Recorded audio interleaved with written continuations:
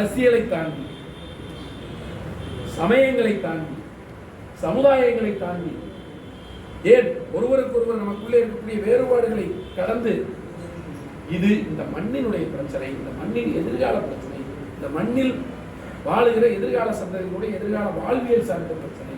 இந்த பிரச்சனைகளுக்கு இன்றைக்கு அவர் தந்தை பெரியார் வழியில், பேரறிஞர் அண்ணா வழியில், நம்முடைய முத்தமிழறிஞர் தலைவர் கலைஞர் வழியில், ஏன் ஐயா சமூக நீதிக்காளர் VP சிங் அவர்களுடைய வழியில், அண்ணல் அம்பேத்கர் அவர்களுடைய வழியில், நம்முடைய பெருந்தலைவர் காமராஜர் அவர்களுடைய வழியில், ஏன் கார்ல் மார்க்ஸுக்கு இன்றைக்கு சிலை அறிவித்திருக்கிறாரே நம்முடைய மாண்புமிகு தலைவர் அவர்கள், ஐயா மூக்கியா தேவர் அவர்களுக்கு மணிமண்டபத்தோடு கூடிய சிலை அமைக்கப்படும் என்று சொல்லியிருக்கிறார். இவர்கள் எல்லாம் யார்? இவர்கள் எல்லாம் சமூகத்தில் வாழ்கிற எல்லா சமூக மக்களுக்காக உழைத்த தலைவர். அவர்கள் வழியில் இந்த போராட்டத்தில் நாம் மிகப்பெரிய வெற்றியை பெற வேண்டும், நம்முடைய உரிமையை பாதுகாக்க வேண்டும் என்கிற ஒரே நோக்கத்தோடு நம்முடைய மாண்புமிகு தமிழக முதல்வர் அவர்கள் இன்றைக்கு இந்த முயற்சியை எடுத்துக் கொண்டிருக்கிறார், இந்த முன்னெடுப்பை எடுத்துக் கொண்டிருக்கிறார். இந்த முன்னெடுப்பில் நாம் வெற்றி பெற வேண்டும், தமிழர்கள் வெற்றி பெற வேண்டும் என்பதைத்தான் திராவிடர்கள் வெற்றி பெற வேண்டும். தென் இந்தியாவினுடைய உரிமைகள் பாதுகாக்கப்பட வேண்டும். தொடர்ந்து இந்தியாவினுடைய பிரதிநிதித்துவத்தில் தென்னிந்தியா உயர்ந்து நிற்க வேண்டும் என்கிற உயரிய நோக்கத்தோடு தான் இந்த போராட்டத்தை மாண்புமிகு தமிழ்நாடு முதலமைச்சர் அவர்கள் முன்னெடுத்திருக்கிறார்கள். அதற்கு ஊடகவியலாளர்களாக இருக்கக்கூடிய நீங்களும், ஊடக நண்பர்கள் நீங்களும், பொதுமக்களும், அனைத்து அரசியல் கட்சி தலைவர்களும், அனைத்து அரசியல் கட்சியில் இருக்கக்கூடிய கடல்களில் இருக்கக்கூடிய தொண்டர்களும், ஏன் இந்த நாட்டில் வாழ்கிற அனைத்து மக்களும் துணை நிற்க வேண்டும் என்கிற உணர்வை உருவாக்குகிற முயற்சியாகத்தான் உங்களை நாங்கள் சந்தித்திருக்கிறோம். உங்களுடைய பொதுச் செயலாளர் மதிப்புக்குரிய நீட் தேர்வு தமிழ்நாட்டில் அப்படின்றார்.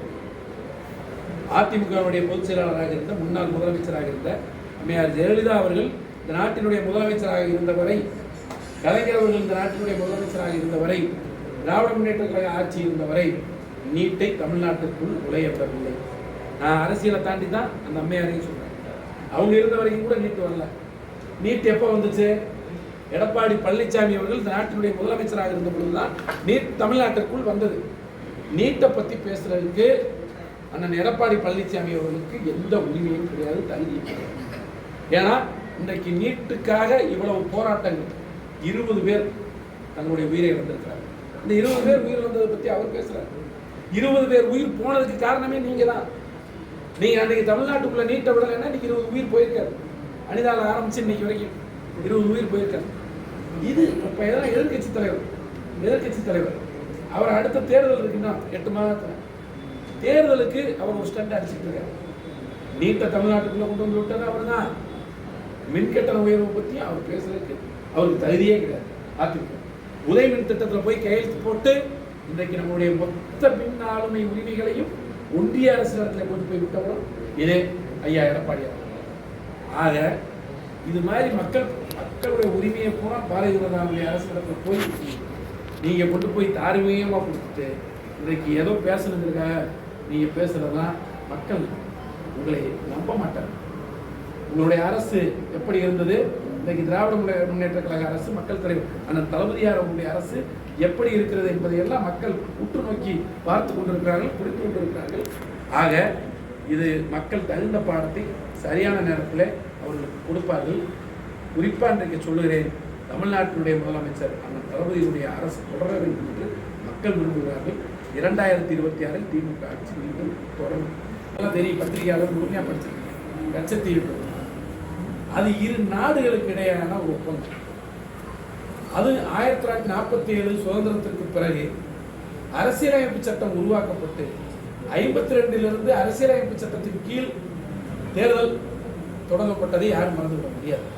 இன்று வரை அரசியலமைப்பு சட்டத்தின் கீழ் தான் தேர்தல் நடந்துட்டு இருக்கு. ஆக அரசியலமைப்பு சட்டம் 3 பகுதிகளாக பிரித்து, ஒன்றிய அரசுக்கான அதிகாரங்கள், மாநில அரசுகளுக்கான அதிகாரங்கள், அதே போல 2 அரசுகளுக்கும் இணைந்த அதிகாரங்கள் என்கிற நிலையில் அரசியலமைப்பு சட்டத்தை உருவாக்கியிருக்கிறார். அப்படி இருக்கிற பொழுது ஒன்னே ஒன்று மட்டும் சொல்லிடுறேன், இந்த 2 நாடுகளுக்கு இடையேயான பிரச்சனையில மாநில அரசு, இப்போ நான் கேட்குறேன், வக்ஃபு வாரிய திருத்த சட்டத்தை எந்த மாநில அரசியல் தேவை கருத்து கேட்டாங்களா? இரவு 2 மணிக்கும் அதிகாலை 4 மணிக்கும் நிறைவேற்றுற அளவுக்கு ஒரு வேகம் இதில் பாரதிய ஜனதா அரசு எடுக்கிறது என்று சொன்னால், நான் எதுக்கு என்ன சொல்கிறேன்னா, அதுக்கு ஒன்றிய அரசுக்கு அவ்வளோ அதிகாரமே இருக்கு. ஆக இரு நாடுகளுக்கு இடையான ஒப்பந்தத்தில் அன்றைக்கு முதலமைச்சராக இருந்த கலைஞர் எதிர்த்தார். பிரதமரை சந்தித்து பேசினார், ஏன் கடிதங்கள் கொடுத்தார், தொடர்ந்து எதிர்த்தார். அன்றைக்கு இருந்த திராவிட முன்னேற்ற கழக அரசை மீறித்தான் அந்த முடிவு எடுக்கப்பட்டது என்பது வரலாற்றில் இருக்கு, யாரும் இல்லைன்னு மறுக்க முடியாது. அதற்கு பிறகு அதிமுக அரசு திமுக அரசு மாறி மாறி வந்த பொழுது கூட இன்றைக்கு தீர்மானங்கள் பல முறை சட்டமன்றத்தில் எடுக்கப்பட்டிருக்கிறது. ஏன் உச்சநீதிமன்றத்தில் கூட 2 கட்சிகளும் வழக்கு, அந்த வழக்கு இன்னும் இருக்கு. ஆனால் கச்சத்தீவை பொறுத்தவரையில் அந்த நிலம் 700 ஏக்கருக்கு மேலான அந்த நிலம் என்பது அது இன்றும் வருவாய்த்துறையினுடைய, நீங்கள் வருவாய்த்துறையினுடைய பதிவை போய் பாருங்கள், அது ஒன்றிய மாநில அரசுகளுக்கு சொந்தமான நிலம் கிடையாது. அது ராமநாதபுரம் மகாராஜா, சேதுபதி மகாராஜா அவர்களுக்கு சொந்தமான நிலம்.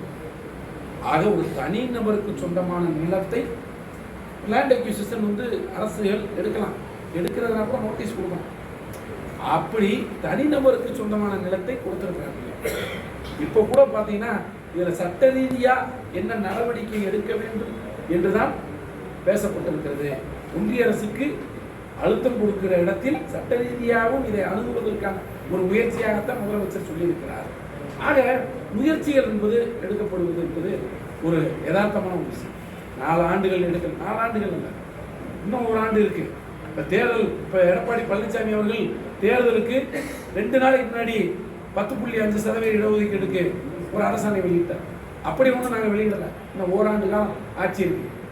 இப்போ ஒரு தீர்மானம் கொண்டு வந்திருக்காங்க. இப்போ கூட நீங்கள் பார்த்துருப்பீங்க, நீட்டுக்கு சட்ட ரீதியாக நடவடிக்கை எடுக்க போகிறோம்னு சொல்லியிருக்காங்க. ஏன்னா ஜனாதிபதியிலிருந்து ஒப்புதல் இன்னும் கிடைக்க பெறலை. அதனால தான் முதலமைச்சர் சட்ட ரீதியாக நடவடிக்கை எடுக்க போகிறோம்னு சொல்லியிருக்காரு. எதிர்காலத்தில் இந்த விவகாரத்திலும் சட்ட ரீதியான நடவடிக்கை வேறு மாதிரி. ஏன்னா இன்றும் அது ராமநாதபுரம் மகாராஜாவுக்கு சொந்தமான இடம் தான். இன்று 9.60% நம்ம இன்றைக்கு அதிகரிச்சிருக்கோம். தேசிய சராசரி வெறும் 6.05 தான். தமிழ்நாட்டினுடைய சராசரி விகிதம் 9.60 நம்ம அதிகரிச்சிருக்கோம். ஆக நீங்கள் கடன் வாங்குற அளவை குறைச்சிருக்கோம், நிதி பற்றாக்குறை, வருவாய் பற்றாக்குறையை குறைச்சிருக்கோம். புரியுங்களா? தனி நபர்கள் மீது தொங்குகிற கடன் அளவு கூட இந்த 4 ஆண்டுகளில் திராவிட மாடல் அரசு குறைத்திருக்கிறது. எதனால? சில திட்டங்களை கொடுக்குறாங்க, சில திட்டங்களை படிப்படியாக கொடுக்க முயற்சி செய்கிறாங்க. அது மாதிரி தான் இருக்கணும். மாவட்டங்கள் அறிவிப்பு என்பது வரும், அது முதலமைச்சருடைய கொடுக்க முடியும், அவர் எடுப்பார். ஆனால் என்னை பொறுத்தளவில் மாண்புமிகு தமிழக முதலமைச்சர் அவர்கள் கொடுத்த வாக்குறுதிகளை நிறைவேற்றுவார் படிப்படியாக. சார், மேகதாது அணை பிரச்சனை என்ன முடிவுக்கு வரும்? தேர்தல் வாக்குறுதி திமுக கொடுத்த வாக்குறுதியில் நீட் தேர்வு ரத்து செய்யப்படும் சொல்லிட்டு இதுவரைக்கும் செய்யலை. பல மாற்று திட்டங்கள் செஞ்சிருக்காங்க, பல அறிவிப்பு கொடுத்து ஏமாத்துறாங்கன்னு சொல்றாங்க.